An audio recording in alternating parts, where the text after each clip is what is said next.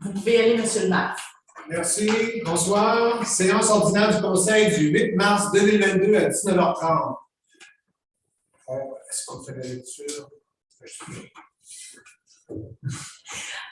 Monsieur le maire aimerait que les élus puissent se nommer pour officialiser leur présence, s'il vous plaît, par poste.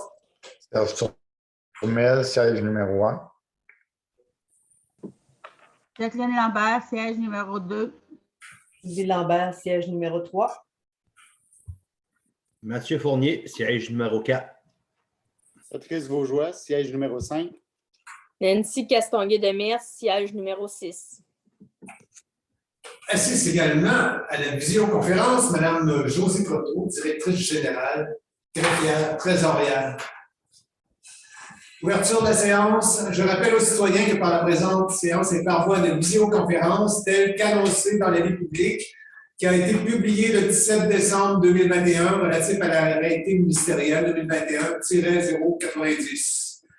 Les ordres du jour des séances, des procès-verbaux et tous les autres documents de réglementation sont publiés au babillard du bureau municipal, ainsi que sur le site Internet de la municipalité.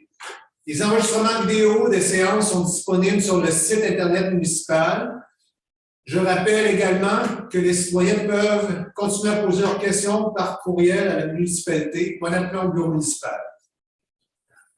On est rendu à la lecture et adoption de l'ordre du jour. Je vais soumettre à l'écran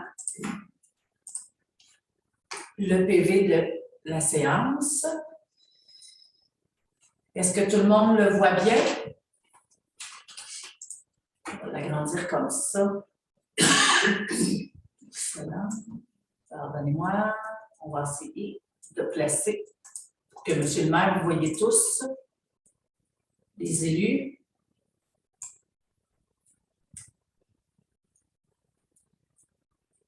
Ah, des fois, ça fonctionne, ça va pas l'air fonctionner. Excusez-moi. Comme ça. Il va manquer quelqu'un. Il en manque deux. Oui, il en manque deux. Alors, je vais essayer de positionner autrement. Je vais placer comme ça à l'inverse. Excusez, chers élus, si c'est un petit peu plus long. Ah non. Voilà. OK, là, je pense que vous voyez tout le monde, M. le maire. Oui, je vois tout le Parfait. monde. Parfait. Excellent. Alors, lecture et ordre du jour. Oui. Au point 1, présence et vérification du quorum. 2, à l'ouverture de la séance. 3, lecture et adoption de l'ordre du jour. 4, adoption du procès-verbal au 4.1, séance régulière du 8 février 2022. 5e point, dépôt de la correspondance. 6e point, rapport des élus. Au 7e point d'avis de motion, présentation d'adoption des projets, on a 7.1, adoption d'entrée en vigueur du règlement 2321, modifiant le règlement de zonage 2012-06. À 7.2, on a l'adoption d'entrée en vigueur du règlement numéro 24-2021, modifiant le règlement sur les permis et certificats 2012-09. À l'administration générale, on a 8.1, dépôt rapport financier au 31 décembre 2021 de la Régie des déchets. Au 8.2, c'est le dépôt, répartition de la dette à long terme au 31 décembre 2021 de la MRC Bécancour. À 8.3, on a le dépôt des déclarations des élus de la liste des donateurs et rapport des dépenses. À 8.4, achat des 2 téléphones IP et d'équipements de connexion. À 8.5, ouverture du bureau municipal au public. À 8.6, séance du conseil en présentiel. Au 9e point, à la gestion financière et administrative, on a à 9.1 l'approbation des comptes à payer. 10e point, il n'y a rien. 11e point, transport réseau routier. On a 11.1 offre de service pour le projet de réfection des rangs Sainte-Agathe et Saint-Jacques, un mandat à la FUM. À 11.2, on a une demande de financement au Fonds pour le transport actif auprès du gouvernement du Canada.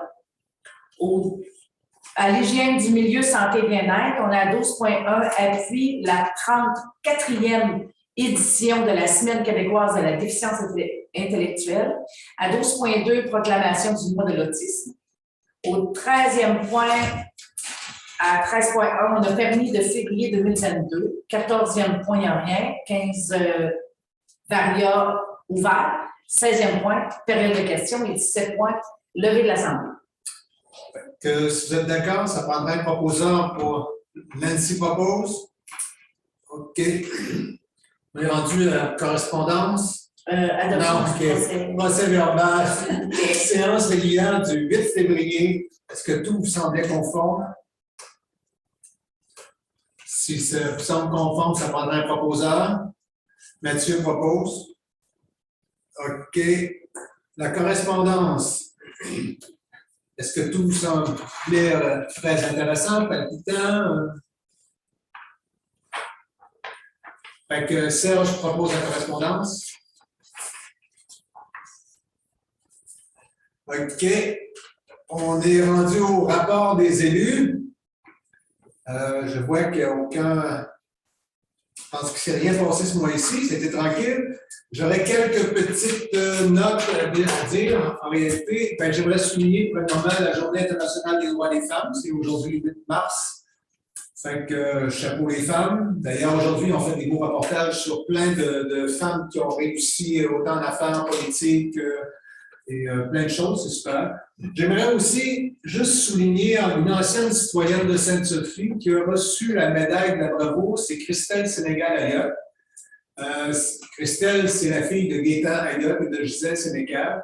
Elle a été honorée il n'y a pas très longtemps en réalité, parce qu'au mois de, à cause d'un événement qui est survenu le 13 octobre 2021, Christelle Ayotte, grâce à son dévouement et à sa bravoure, en réalité, a aidé un monsieur qui était en détresse, arrêt cardiaque devant la maison chez elle. Elle l'a maintenu en vie quand même très longtemps, parce que 20 minutes, quelque chose comme ça, peut-être même plus de 22 heures. Je ne sais pas si vous vous souvenez du reportage.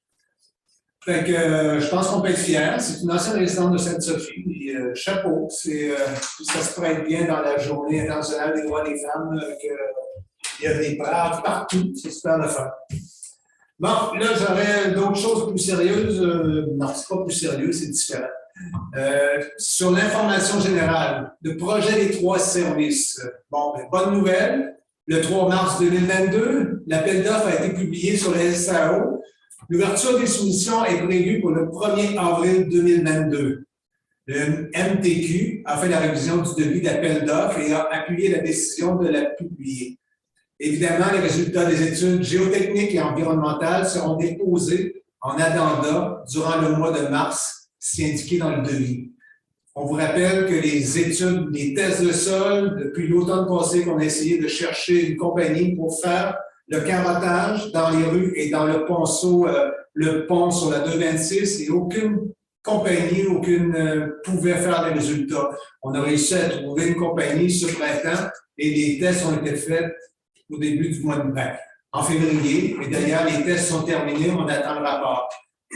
Fait que les études, le rapport va être déposé en addenda dans l'appel d'offres des 3 services.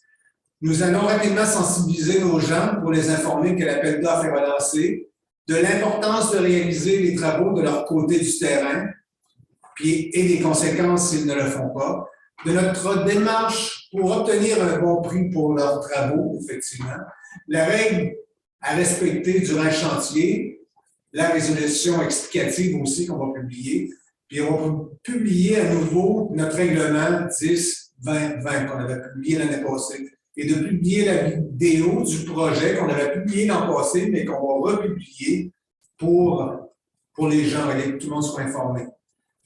Aussi, ponceau problématique Saint-Antoine.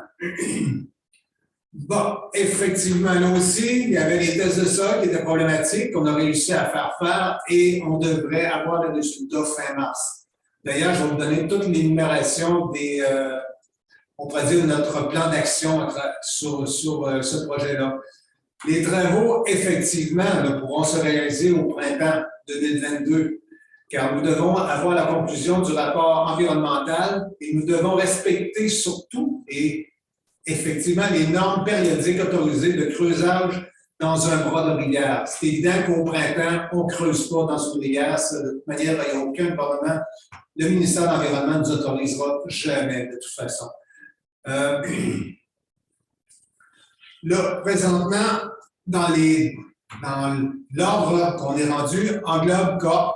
On attend le 30 mars le rapport final des études géotechniques et chimiques et des remblais. Tetra Tech, d'ici le 30 avril, les plans débit du ponceau à 100% et travaux à 90%, incluant les données du rapport géotechnique des sols de remblais. Il va rester à ajouter l'étude des fleurs et des poissons. Bon, là, suite à ça, quand les plans et devis sont faits, ce qu'on veut, c'est lancer l'appel d'offres pour commander le ponceau. Il reste à valider auprès des analystes du ministère des Transports pour être certain que si on achète un ponceau, il faut qu'il soit d'accord. Mi-mai, ouverture des soumissions et octroi de la fabrication du ponceau. Max, début juin, lancement de l'appel d'offres, le mandat des travaux de construction. Dans l'appel d'offres, il y aura un addenda pour effectivement l'étude des fleurs et des poissons et un calcul budgétaire de contingence. Un avenant sera donné. Le début des travaux conditionnels, bien entendu, à l'abstention du CA. Ça n'a pas le choix, ça nous prend ça. Début juillet, ouverture des soumissions et octroi des travaux conditionnels au CA. Après ça, Inno-Environnement. On a donné un mandat pour l'étude des poissons et des plantes. Le 8 février, le mandat est donné. Le mandat, il va nous rester un mandat à donner pour le CA. Nous devons mandater une firme spécialisée pour cette demande auprès des ministères de l'Environnement. Visite du terrain par la firme qu'on a mandatée pour l'étude des fleurs et des poissons. Fin juin, on n'a pas le choix, c'est là en réalité que l'étude se fait. Avant les poissons, il n'y a pas de plan. Fait qu'on n'a pas le choix, malheureusement, on n'a pas le choix de le respecter. Puis max, mi ou fin juillet, on devrait recevoir le rapport final. C'est là qu'on doit, en réalité, max début août, mi-août, transmettre au ministère de l'Environnement pour la demande du CA. C'est là qu'on doit avoir une négociation politique pour une demande d'exception d'une attente de 1 à 2 mois pour obtenir le CA. Effectivement, ça prend toujours un certain délai. Fait qu'il faut raccourcir les délais, donc on va faire une négociation politique pour être capable d'essayer de raccourcir les délais le plus possible. Les travaux de construction, nous faisons tout notre possible pour que les travaux se réalisent avant l'hiver 2022. Effectivement, c'est le plus tôt possible soit mieux, mais c'est ce qu'on vise.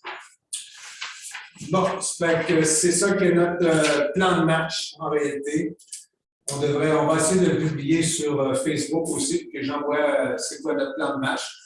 Puis on va aviser les citoyens maintenant qu'il y aura d'autres nouvelles, d'autres démarches qu'on va faire et espérons qu'on puisse aller en fabrication du ponceau le plus rapidement possible. Parce qu'on sait que ça peut prendre une couple de mois avant que le ponceau soit construit. Parce que ce n'est pas un ponceau que tu peux avoir à Manceau là, chez Nord du Bois ou quelque chose comme ça. C'est un ponceau qui va être fabriqué. Il y a 18 pieds de large.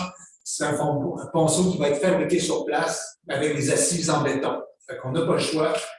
Fait qu'on va essayer de faire ça le plus rapidement possible mais qu'on ait les plans et devis. Fait que ça complète en réalité ce que j'avais à dire.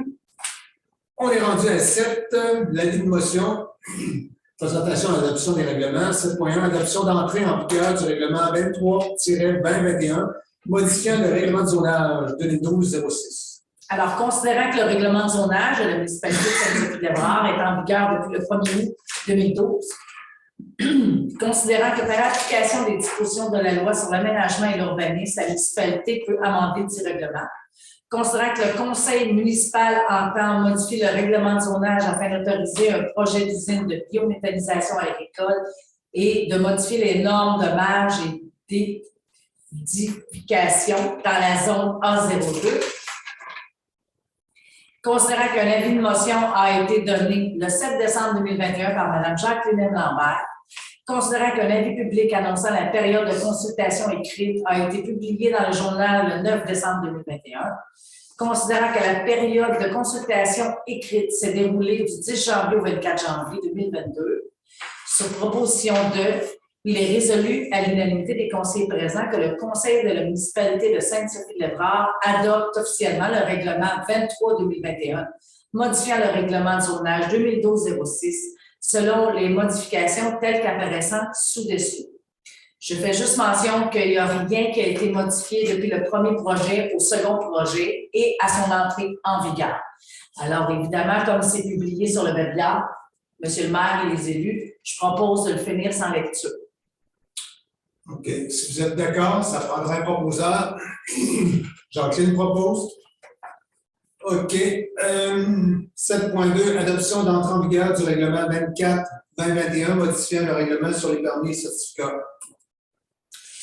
Considérant que le règlement sur les permis et certificats de la municipalité est en vigueur depuis le 1er août 2012, considérant que par application de la disposition de la loi sur l'aménagement, la municipalité peut amender le dit règlement, considérant que le conseil municipal entend modifier le règlement sur les permis et certificats afin d'exiger un plan d'intervention et de mesures en cas d'urgence lors d'une demande de permis de construction pour une usine de biométhanisation, considérant qu'un avis de motion a été donné le 7 décembre 2021 par Mme Sylvie Lambert, considérant qu'un avis public annonçant la période de consultation publique a bien été fait dans le journal le 9 décembre 2021, considérant que la période de consultation a été également du 10 janvier au 24 janvier 2022.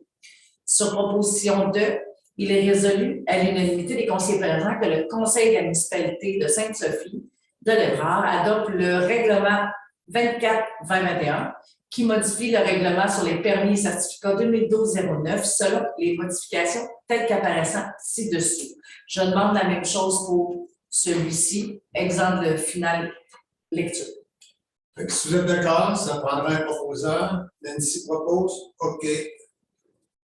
8, administration générale, dépôt du rapport financier au 31 décembre 2021 de la Régie. Attendu que la Régie intermunicipale de gestion intégrée des déchets Bécancour Nicolas Yamaska a transmis aux membres du Conseil leur rapport financier au 31 décembre 2021, sur proposition 2, il est résolu à l'unanimité des conseillers présents d'accuser la réception de ce rapport. Si vous êtes d'accord, ça prendra un proposeur. Sylvie propose. OK. 8.2, dépôt, répartition de la dette à long terme au 31 décembre 2021 de la MRC de Bécancour.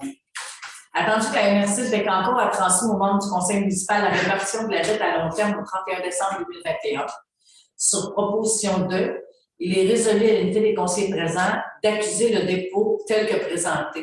Nous concernant, pour la municipalité de Sainte-Sophie-de-Lévrard, au niveau de la construction de la MRC Fibre, on est à 429 729, revêtement pour le poste SQ à 2896, le service incendie SIR, 48 455 pour un total de 481 et 81. Si vous êtes d'accord, ça prendra un proposeur. Serge propose. OK. 8.3, dépôt déclaration des élus de la liste des donateurs et rapport des dépenses. Tous les candidats aux élections municipales 2021 de la municipalité de Sainte-Sophie ont été invités à produire et à remettre à la greffière trésorière le formulaire liste des donateurs et rapport des dépenses qui s'appelle le DGE 1038. Conformément à l'article 513.1 de la loi sur les élections et les référendums dans la municipalité, le LERM. Conformément à l'article 513.2, la greffière trésorière dépose les copies de tous les candidats séance tenante et transmettra les copies originales au bureau du directeur général des élections du Québec. Les conseillers présents accusent le dépôt tel que présenté. OK, c'est seulement un accusé de... C'est juste un accusé. Juste un accusé. OK. 8.4, achat de téléphone IP. Attendu qu'afin d'assurer la sécurité au garage municipal et permettre une communication efficace, un téléphone doit être disponible sur place. Attendu que le système de téléphonie IP est accessible et que celui-ci, par son installation au garage municipal, pourrait réduire les coûts et donc permettre de réaliser des économies sur les frais fixes mensuels. Attendu que suite à l'arrivée de M. Stéphane Lemay en tant que directeur des travaux publics à la municipalité, le poste nécessitant un bureau de travail adéquat pour effectuer la gestion de ces dossiers, la présence d'un téléphone fixe dans celui-ci s'avère primordiale. Attendu qu'une demande fut réalisée à cet effet auprès de l'entreprise Infotech Services Affaires, soit le fournisseur de services actuel pour le système de téléphonie IP de la municipalité, afin d'obtenir la tarification relative à l'achat de 2 téléphones IP et des équipements de connexion s'y rattachant. Attendu que l'entreprise Infotech Services Affaires a transmis à la municipalité les différentes tarifications applicables se détaillant comme suit. Au niveau des systèmes téléphones physiques, le modèle, un appareil au garage et un appareil au bureau, ça équivaut à 169,95 l'unité. Donc, ça revient à 339,90. Au niveau du power supply, pour l'alimentation électrique, ça en prend 2. Donc, 19,95 par téléphone, soit 39,90. Et frais de provisionnement de mise en service, 25 par appareil, pour un coût total de 50 ce qui fait un total général de 429,80. Donc, il est résolu à l'unité des conseillers présents de mandater Mme Josée Proto afin d'effectuer l'achat des 2 téléphones IP et des équipements de connexion s'y rattachant au montant de 429,80 plus taxes auprès d'Infotech Services Affaires. Si vous êtes d'accord, ça prendrait un proposeur. Patrice propose. Ouverture du bureau municipal au public. Attendu que suite à l'allègement des mesures sanitaires émises par la santé publique en lien avec la pandémie du COVID-19, l'ouverture du bureau municipal permettant un accueil en présentiel du public s'avère maintenant adéquate. Sur proposition de, il est résolu à l'unanimité des conseillers présents d'effectuer la réouverture du bureau municipal au public, et ce, à compter du 15 mars 2022. Si vous êtes d'accord, pendant le proposeur, Jacqueline propose. OK. Séance du conseil en présentiel. Attendu qu'il est maintenant possible de tenir les séances du conseil municipal en présentiel, conformément aux allègements des mesures sanitaires émises par la santé publique en lien avec la pandémie du COVID-19. Attendu que les membres du conseil ont actuellement le choix de participer en personne aux séances du conseil ou de participer à distance. Attendu que les élus ont signifié leur intérêt à tenir les prochaines séances en présentiel, il est proposé par et résolu à l'unanimité des conseillers présents que les prochaines séances ordinaires ou extraordinaires du conseil se tiendront en présentiel du public dans le centre communautaire situé au 174 Saint-Antoine, anciennement nommé la Sacristie, tel qu'autorisé maintenant par le gouvernement du Québec, et ce, dans le respect des mesures sanitaires applicables pour le COVID-19 signalement. Ça prendrait un proposeur. Nancy propose. OK. Gestion financière et administrative, 9.1, approbation des comptes à payer. Alors, pour le dépôt de la liste de mars, considérant que le règlement 07-2018 décrétant les règles de contrôle et de suivi budgétaire, il est proposé par et résolu à l'unanimité des conseillers présents d'autoriser la directrice générale et greffière trésorière à effectuer les paiements de factures selon la liste suivante, fournie telle que déposée en annexe A à la fin au procès-verbal. Est-ce que vous avez des questions sur les comptes ou si tout était beau? Sinon, ça prendrait un proposeur. C'est qui propose? OK. Sécurité publique et civile, il n'y a rien. On dit transport, réseau routier.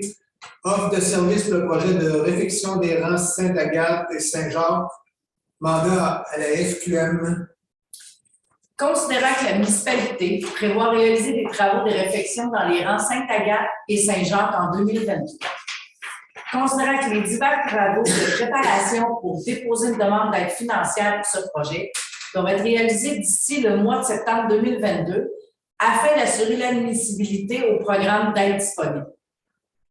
Considérant que la municipalité a demandé un offre de service en ingénierie et infrastructure à la Fédération québécoise des municipalités pour les activités nécessaires suivantes.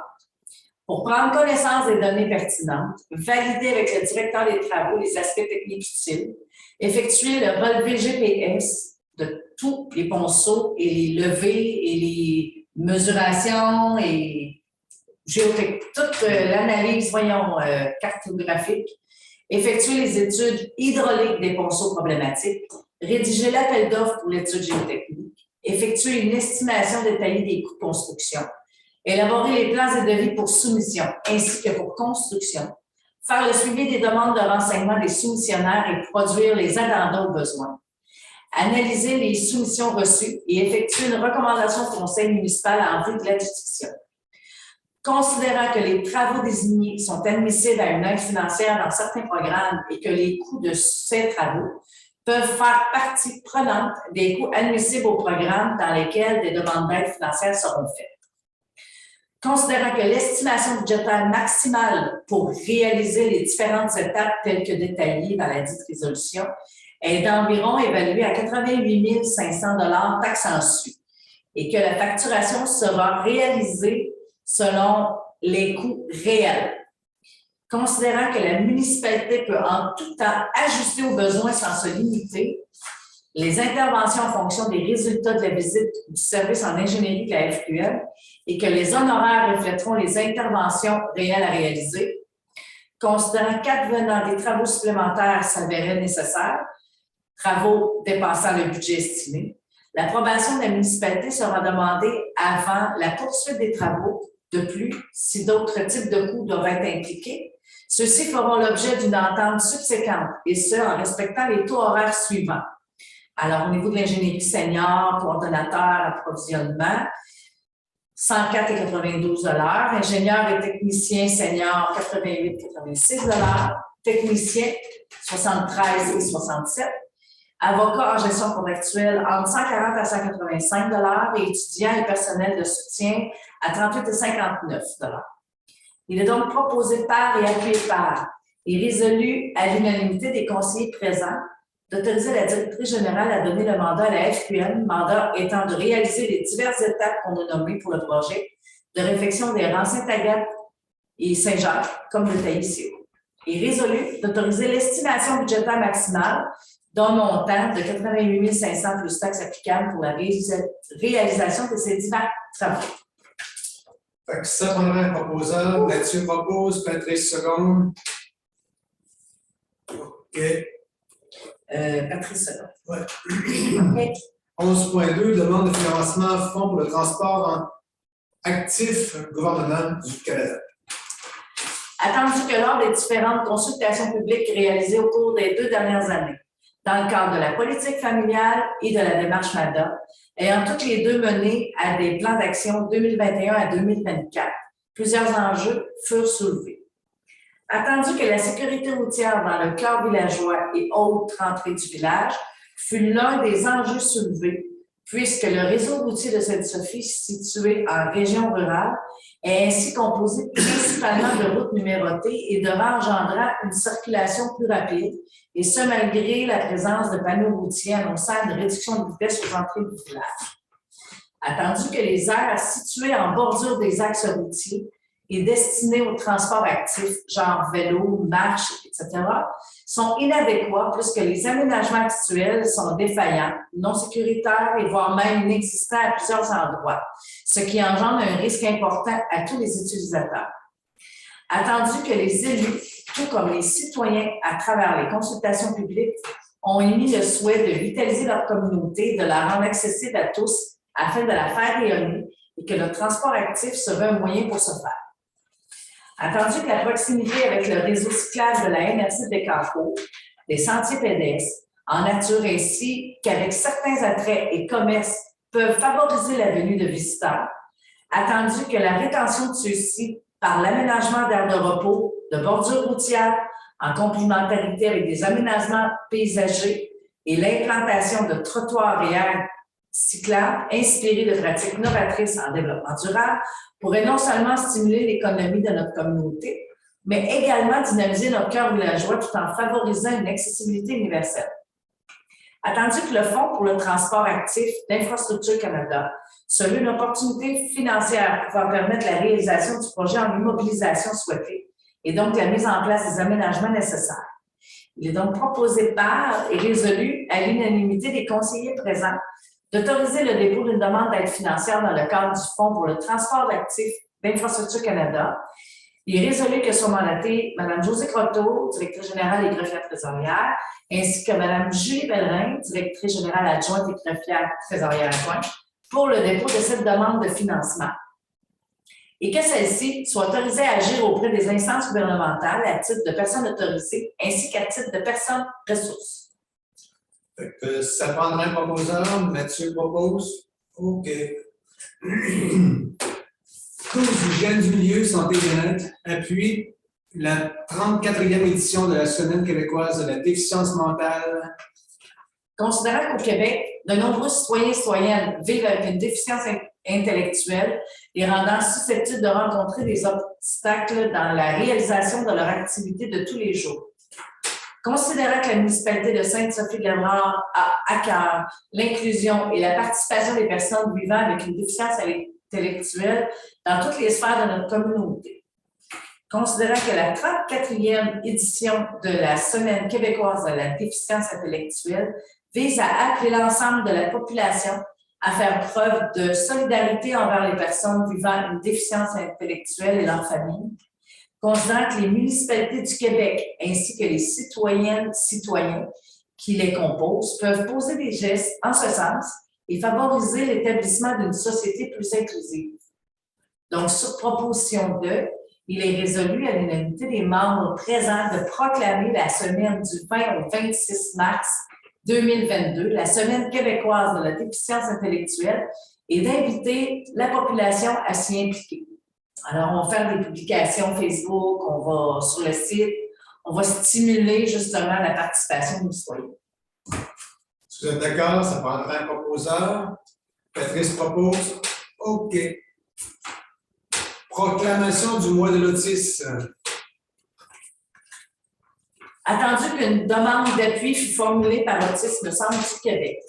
Attendu que le 2 avril a été déclaré Journée mondiale de la sensibilisation à l'autisme par l'Assemblée générale des Nations unies et que le mois d'avril est déclaré comme étant le mois de l'autisme au Québec depuis 1984.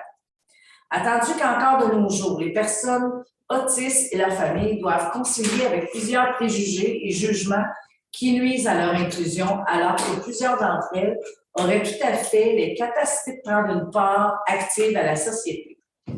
Attendu qu'informer et sensibiliser la communauté aux caractéristiques très variables de l'autisme ainsi qu'aux bons comportements à mettre en place pour accueillir, interagir et intervenir avec une personne ayant un diagnostic de trouble du spectre de l'autisme est la clé pour une société plus ouverte, à la différence et pleinement inclusive. Attendu qu'un enfant de un enfant sur 66, âgé entre 5 ans et 17 ans, recevra un diagnostic d'autisme au Québec et que présentement, la prévalence de l'autisme est estimée à 1,5 % dans la population québécoise. Il est proposé par et résolu à l'unanimité des conseillers présents de proclamer le mois d'avril comme étant le mois de sensibilisation à l'autisme et d'inviter les citoyens et citoyennes, peu importe leur milieu, leur rôle ou leur statut, à tout mettre en œuvre pour que les personnes autistes soient pleinement inclusives et respectées dans leur milieu de vie. On fait la même chose, la publication nécessaire. Ça prendra un proposeur. Nancy propose. OK. Travail d'aménagement, urbanisme et développement, permis de février. Le rapport mensuel de l'inspecteur en bâtiment indique qu'en février 2022, un permis de construction et un permis d'installation septique furent délivrés pour un total d'une valeur de travaux de 210 000 ainsi que 15 $ en coût de permis. Bon. OK. 14, Boisiculture, il n'y a rien. Varia, il n'y avait rien non plus. On est rendu à la période de questions. J'effectue le suivi des questions posées, mais au sujet de la présente séance ainsi, peut-être, je vais recommencer parce que je ne suis pas dedans. Bon,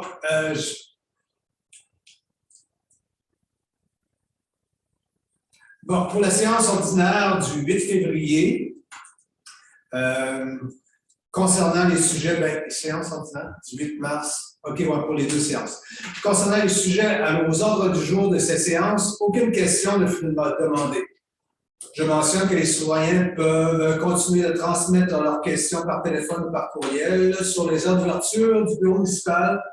Et je rappelle que tous les ordres du jour, les procès-verbaux, les projets de règlement se retrouvent sur le webillard du bureau municipal et sur le site Internet de la municipalité pour assurer la transparence des informations. On est rendu à 17.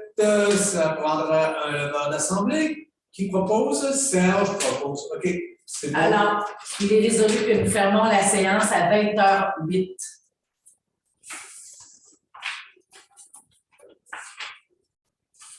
Donc, bonsoir tout le monde, c'est terminé. Bon retour. Merci, bonne soirée à tous. Bonne soirée. Bonsoir.